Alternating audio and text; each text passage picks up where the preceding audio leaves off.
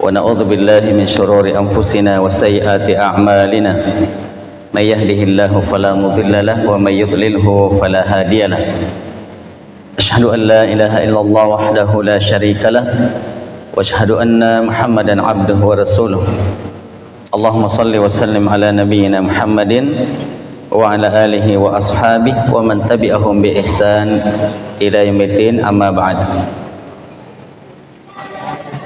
Ayyuhal ikhwah wa ayyatuhal akhawat, kaum muslimin dan muslimat jamaah yang dimuliakan Allah Subhanahu wa taala. Yang mubarakah insyaallah taala.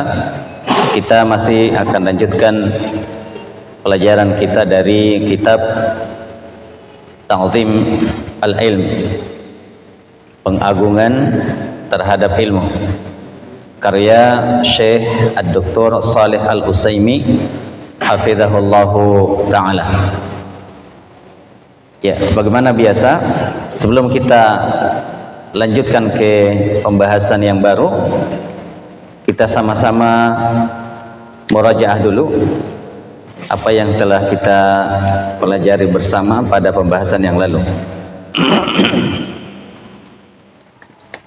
Al-Maqidul Awal. Bisa diulangi? Apa yang pertama dulu kita bahas? Mensucikan tempat ilmu, ya. Diulang-ulang ya, karena nanti akan ada pembahasan di atas apa faedah mengulang-ulang. Ya. Jadi pertama membersihkan tempat ilmu. Mungkin bisa yang di sudut-sudutnya agak merapat ke sini. Yang terlalu ke belakang mungkin bisa maju. Ya, kecuali yang sudah butuh sandaran ya, apa yang butuh sandaran. Ya. Baik, diulang ya. Jadi yang pertama, pengagungan ilmu disebutkan oleh beliau adalah mensucikan tempatnya ilmu dari dua kotoran. Yang pertama syubhat, yang kedua syahwat. Masih ingat apa itu syubhat? Berita yang tidak benar ya. Itu mudahnya ya, berita yang tidak benar. Yang kedua syahwat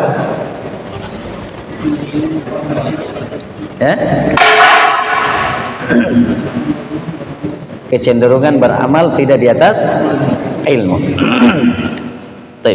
Al-Maqidus Tsani, yang kedua. Tidak apa-apa dilihat bukunya, dilihat. Dengan sering melihat buku insyaallah, kalau tidak dilihat bisa terbayang. Nah, yang kedua,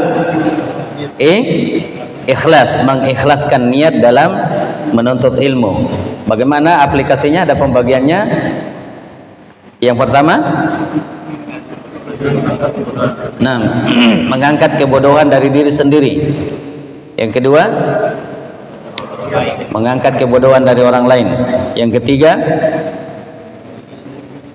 menjaga ilmu dari kepunahan. Yang keempat, beramal dengan ilmu. Ya, itu diingat ya. Yang ketiga sekarang, ya. Al-Maqidus Tsalis di halaman 20. Ya. Apa itu? Yang ketiga, membulatkan tekad ya, jam'u himmatin nafs. Membulatkan tekad untuk mendapatkan ilmu. Ingat ada rinciannya? Ada berapa cara?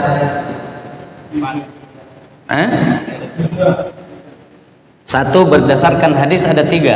Yang pertama, semangat dalam meraih yang bermanfaat. Yang kedua, meminta tolong kepada Allah Subhanahu wa taala ya. Jadi semangat disertai dengan senantiasa meminta kepada Allah Subhanahu wa taala. Yang ketiga,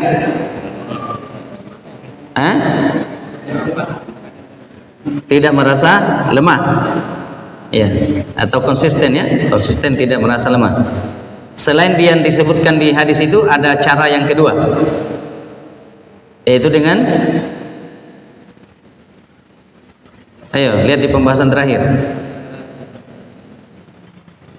Membulatkan tekad pertama disebutkan dalam hadis ada 3, kemudian bagian di bawah itu ada disebutkan. Selain yang disebutkan dalam hadis ada 1 lagi. Apa? Coba diperjelas. Nah, mengambil pelajaran dari perjalanan orang-orang terdahulu. Nah, ini yang kita sebutkan sebagaimana dinasihatkan para guru-guru kita. Itu misalnya membaca sirah atau sejarah atau perjalanan ulama dalam menuntut ilmu. Itu untuk menambahkan semangat ya. Nah, seperti di masa kecilnya diceritakan di buku ini, di buku panduan, di masa kecil Imam Ahmad bin Hanbal rahimahullahu taala, ternyata kebiasaan beliau itu adalah apa? Pergi ke masjid sebelum azan. Ya. Di waktu subuh ya. Nah, hanya dilarang sama ibunya karena masih kecil. Ya. Ada juga lagi kisah yang menarik. Yang dilarang ibunya terlalu lama belajar malam. Apa yang dia lakukan? Jadi lampunya itu balonnya. Kalau kita sekarang balon lampu belajar ya, dikasih masuk ke dalam ember atau baskom atau ditutup supaya disangka ibunya sudah tidur. Ibunya tidur, dibuka kembali itu balonnya ya. Ada enggak didapat anak-anak begini sekarang belajar? Ada jadi, tapi HP dilarang main HP sebelum tidur. Ternyata ditutup HP-nya, kasih masuk ke dalam sarungnya atau selimutnya. Begitu tidur orang tuanya buka kembali. Nah, itu ada juga tapi tidak belajar ya, tapi buka HP. Itu yang kita pelajari pada pembahasan yang lalu. Sekarang kita masuk ke apa ini? Ma'qidur Rabi. Simpul yang keempat ya. Ya, bagian dari mengagungkan ilmu. Disebutkan oleh Syekh yang keempat. Sarful himmati fihi ila ilmil Qur'ani was sunnah. Ya, jadi mengarahkan tekad yang kuat tadi itu untuk mengetahui atau mempelajari ilmu tentang Al-Quran dan Sunnah. Itu dulu ya. Ya, setelah bersih tempatnya, kita ikhlaskan niat, kemudian kita membulatkan tekad. Nah, kemudian tekad itu kita arahkan ke mempelajari Al-Quran dan Sunnah. Ya. Itu antum bisa baca di halaman 24. Ya. Langsung diterjemahnya kalau yang belum terlalu familiar baca Arabnya ya. Nah, tapi sebenarnya gampang dibaca nih karena ada barisnya. Ya. Inna kulla ilmin nafi maradduhu ila kalamillahi wa kalami Rasulillah SAW. Sesungguhnya setiap ilmu itu, maksudnya ilmu yang bermanfaat itu kembalinya kepada 2 perkara, yaitu kepada kalamullah wa kalamu Rasulillah SAW. Yang biasa kita sebut firman Allah dan sabda Nabi. Ya, jadi semua ilmu berpulang ke situ ya. Nah, mungkin kita pernah mendengar ada namanya qiyas, ada namanya ijtihad. Itu semuanya kembali kepada Al-Quran dan Sunnah. Karena qiyas juga diambil dari Al-Quran dan Sunnah, ijtihad juga diambil dari Al-Quran dan Sunnah. Ada lagi ijma', kesepakatan. Ya, itu juga semuanya berpulang kepada Al-Quran dan Sunnah. Jadi pokok ilmu itu kembali kepada 2 perkara ini. Ya, maka Syekh menyebutkan kita arahkan semangat atau tekad itu kepada ilmu Al-Quran dan ilmu As-Sunnah. As-Sunnah di sini biasa dipahami adalah hadis-hadis Nabi Sallallahu Alaihi Wasallam. Ya, itu yang biasa kita sebut sabda Nabi ya, sabda Nabi. Adapun ilmu-ilmu yang lain disebutkan oleh beliau, wa baqiyal ulum, ilmu yang lainnya imma khadimu lahuma, terkadang bisa menjadi pendukung untuk mengetahui Al-Quran dan Sunnah. Maka itu dikatakan oleh beliau fayu'khadhu minhu, maka itu boleh diambil. Ya, silakan diambil. Seperti apa misalnya? Ilmu bahasa Arab. Ilmu bahasa Arab ini bahkan disebutkan oleh para ulama bahwa ini wajib untuk kita mempelajarinya. Kenapa demikian ikhwan? Jamaah yang dimuliakan Allah Subhanahu wa taala, karena Al-Qur'an, hadis-hadis Nabi semuanya dalam bahasa Arab. Nah, untuk memudahkan memahami Al-Quran dan hadis-hadis Nabi, tidak mesti kita memahami bahasa Arab. Walaupun kita mungkin tidak sering berbahasa Arab, ya. Kalau kita tidak kita tidak sering berkomunikasi, bercakap dengan bahasa Arab, tapi yang terpenting di sini adalah mengerti kaidah-kaidah dalam bahasa Arab.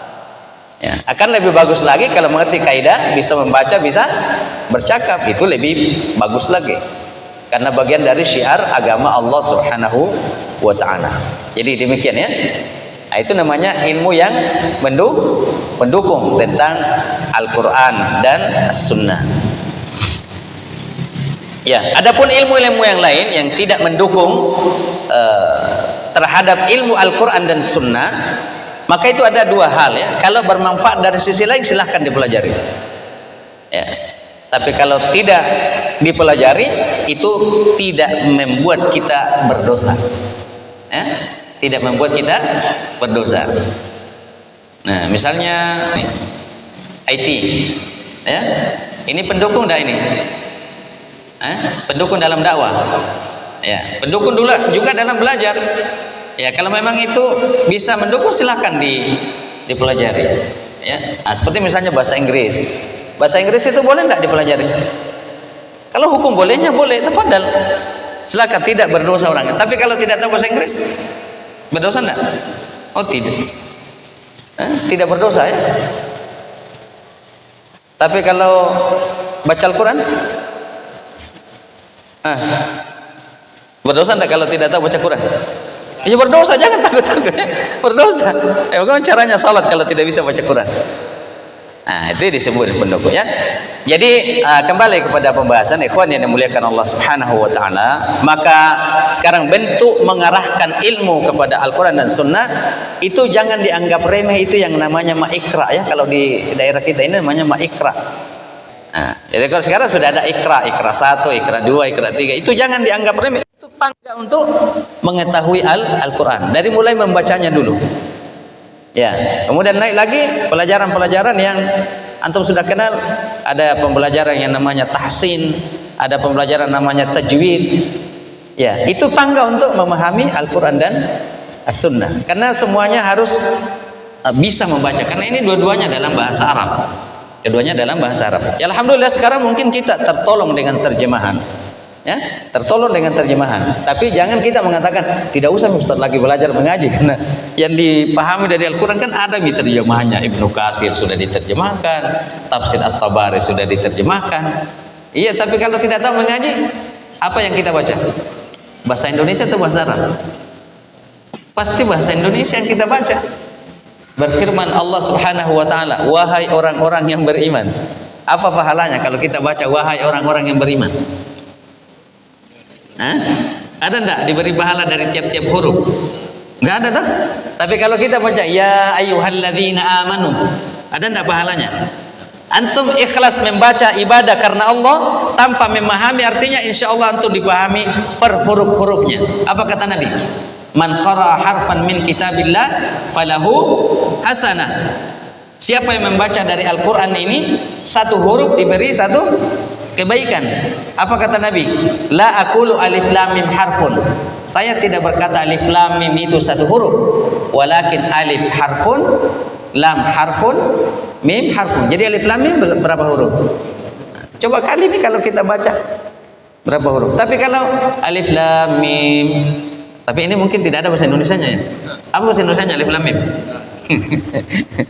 Tapi kalau sudah masuk dzalikal kitabul la raiba fi, kalau dibaca bahasa Indonesia, inilah kitab yang tidak ada keraguan padanya, yang mana yang diberi pahala. I-N-I. Nah, tidak ada ya, jadi harus bisa membaca ya, harus bisa membaca. Karena ini bagian dari beriman kepada Al-Quran, ya, bagian dari beriman kepada kitab Allah. Ya, disebutkan oleh Syekh Utsaimin dalam kitab Riyadhus Shalihin ya, yang tentang makna yatlu haqqa tilawah, membaca kitab Allah dengan bacaan yang benar. Ya, seperti disebutkan dalam surah Al-Baqarah ayat yang ke-121. Coba antum lihat di surah Al-Baqarah ya, di ayat 121. Di situ disebutkan ya, alladzina atainahumul kitab, orang-orang yang telah kami beri kepada mereka Alkitab, yatlunahu haqqa tilawatihi, mereka membacanya dengan bacaan yang sebenar-benarnya. Haqqa tilawatihi, Allah menyebutkan ulaika yu'minuna bih, mereka itulah yang beriman kepada kitab. Jadi kalau kita ini kitab yang sampai kepada kita Al-Quran. Nah, bagaimana cara membaca kitab ini dengan benar? Nah, inilah dijelaskan para ulama. Jadi ini bantahan juga kepada orang-orang yang menuduh kita belajar katanya tidak pakai ulama. Tidak mungkin langsung dipahami Al-Quran dengan sendirinya. Harus ada bimbingan dari para ulama. Ya, seperti misalnya kita pahami di sini yatluna haqqa tilawah, membaca dengan bacaan yang benar, itu disebutkan oleh Syekh Al-Utsaimin rahimahullahu taala, itu ada 3 makna. Pertama, tilawah harfiyah, membaca secara huruf-huruf. Ya. Nah, kalau sudah masuk di sini sudah terkait dengan apa nih? Yang tadi saya sebutkan, Iqra. Mulai dari makhrajnya, sifat hurufnya, ya, hukum-hukum yang terkait dengan nun atau tanwin, hukum-hukum yang berkaitan dengan mim sukun, hukum-hukum yang berkaitan dengan mat, yang mana yang panjang, yang mana yang pendek, yang mana 2 harakat, yang mana 4, yang mana 5, yang mana yang 6. Itu ada terkait dengan ilmu yang disebut dengan tahsin atau tajwid. Ya, ini baru lafziahnya ya. Nah, di mana berhenti, di mana memulai. Oke, ini baru sekitar apa tadi ini? Tilawah lafziyah. Dan ini awalnya tilawah lafziyah. Harus benar di sini. Ya, karena salah berhenti, salah memulai ini berubah makna Al-Quran. Apalagi salah dalam menentukan panjang dan pendek. Ya. Yang sering di surah apa nih? Yang sering dibaca nih kalau maghrib? Hafal betul itu? Qul ya ayyuhal kafirun. Apa yang kedua? La a'budu ma ta'budun. Pernah antum dengar imam membaca begini? Qul ya ayyuhal kafirun la a'budu ma ta'budun. Apa artinya itu kalau la a'budu ma ta'budun? Apa artinya cuy? Coba ayat kedua itu apa artinya? Jangan dianggap remeh ya, jangan cuma sanggah lagu, suara bagus, sembarang saja dipanjangkan sesuai lagu. Ya, la a'budu, la di situ?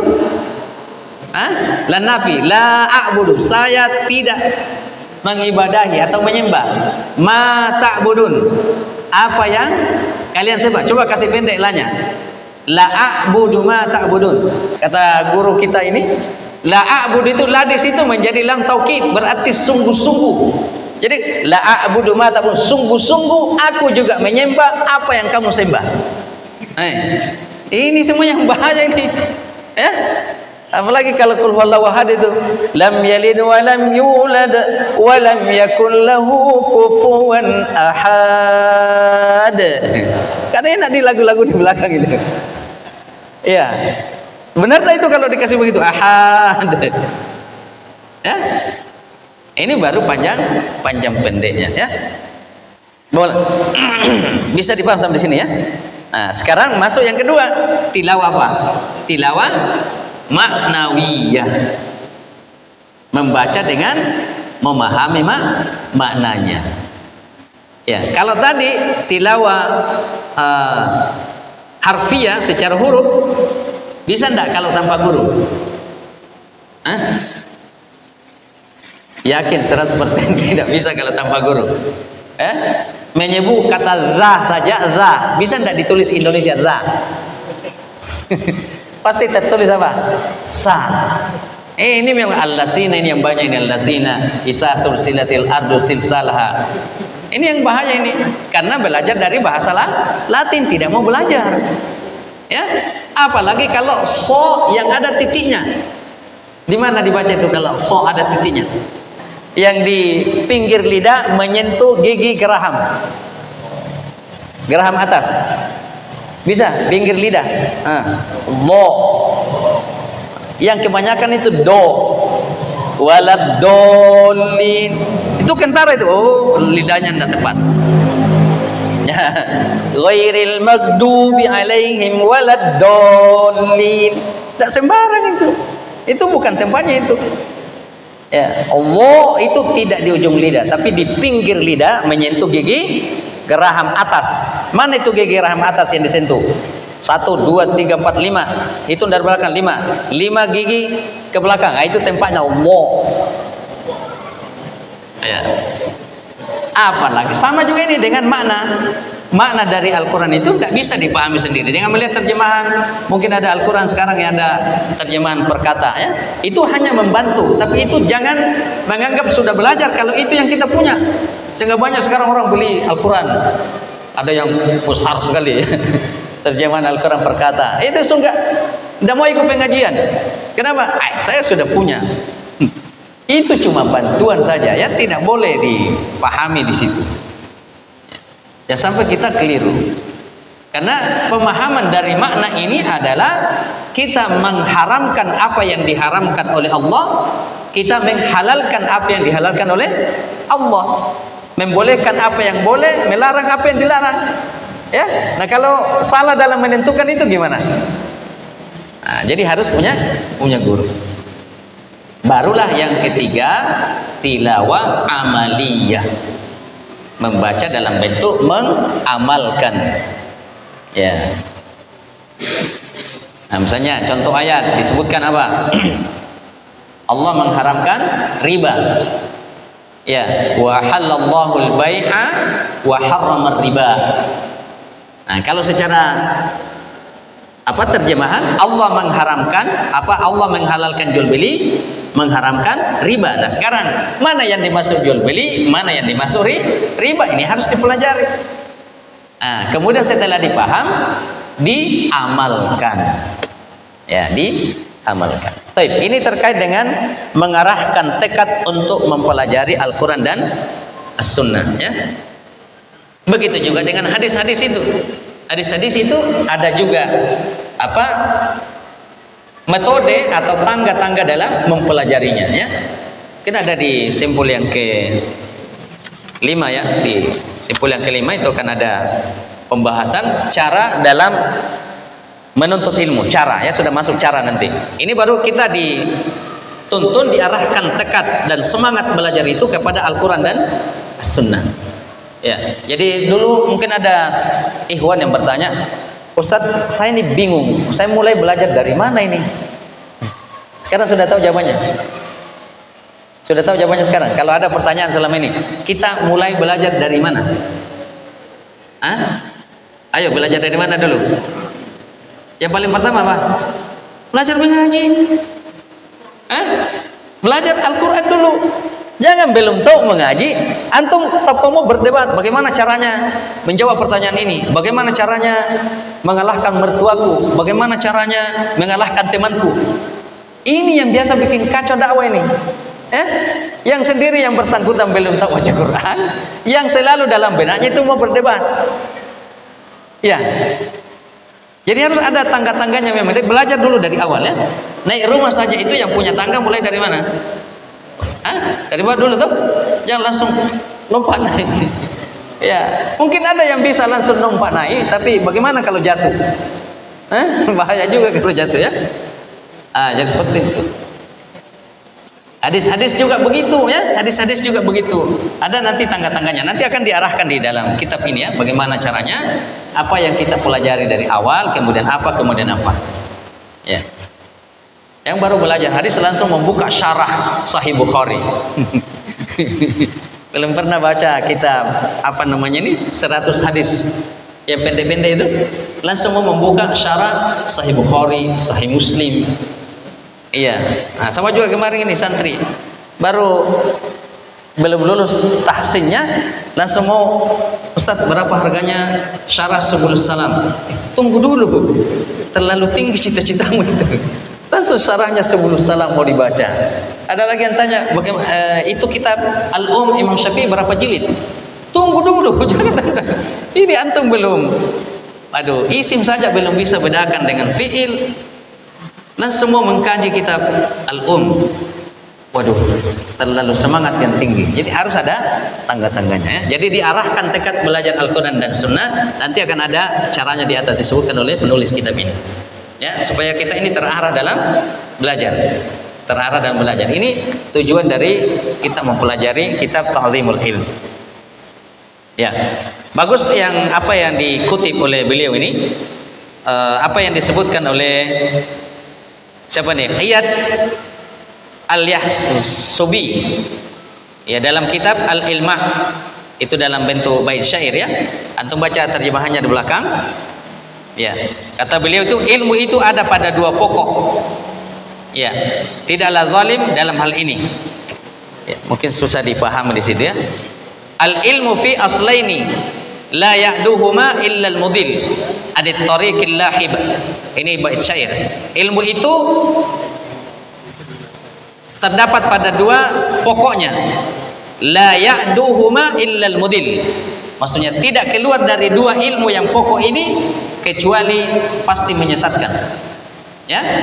Menyesatkan dari mana? Anit tariqil lahib, dari jalan yang sudah pasti kebenarannya ya. Situ disebutkan ilmu itu ada pada dua pokok ya, tidaklah zalim dalam hal ini ya, maksudnya mempelajari yang lain tidak disebut zalim. Mempelajari yang lainnya dari dua hal yang pokok yang disebutkan, yaitu Al-Quran dan As-Sunnah. Kalau dalam bait ini disebutkan yaitu kitab dan riwayat. Kitab dan riwayat. Kitab itu yang dimaksud Al-Quran, riwayat itulah hadis. Ya. Yang tersambung dari tabi'in, dari sahabat. Dari Rasulullah ke sahabat, sahabat ke muridnya sahabat, tabi'in. Nah, itulah yang disebut dengan ilmu as-salaf.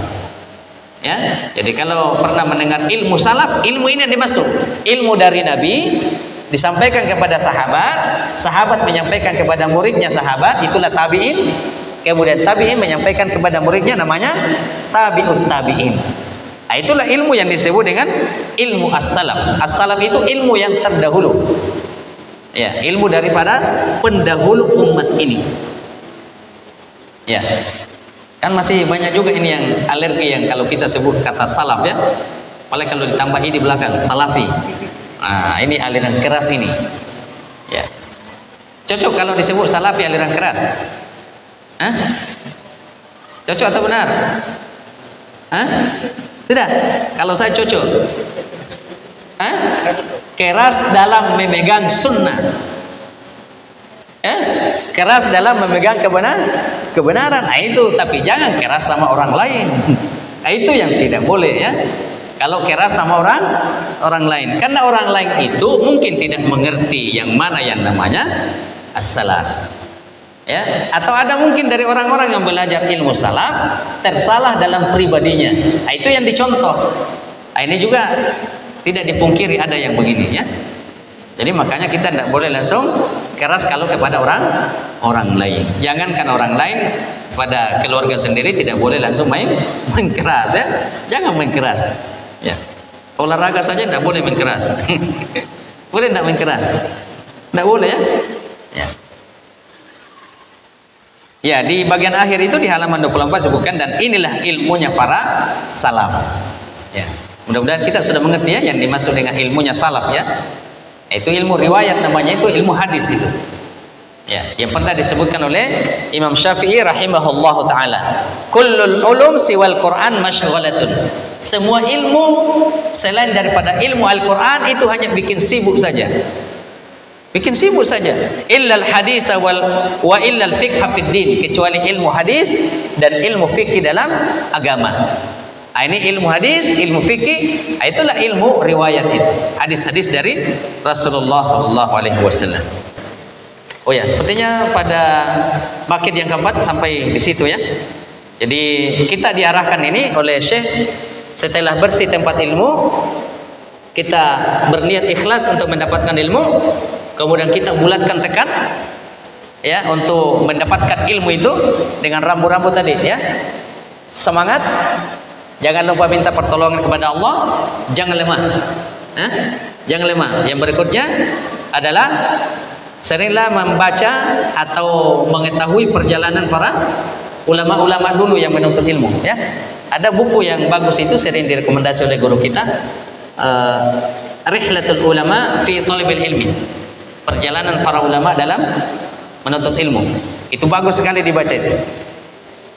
Jadi nanti kemudian yang keempat baru kita di sini diarahkan, arahkanlah tekad yang bulat itu untuk mempelajari Al-Qur'an dan As-Sunnah. Ya. Wallahu alam bishawab. Mungkin sampai di sini dulu yang bisa kita pelajari. Semoga ada manfaatnya untuk kita semua. Subhanakallahumma bihamdik asyhadu an la ilaha illa anta astaghfiruka wa atubu ilaik. Assalamualaikum warahmatullahi wabarakatuh.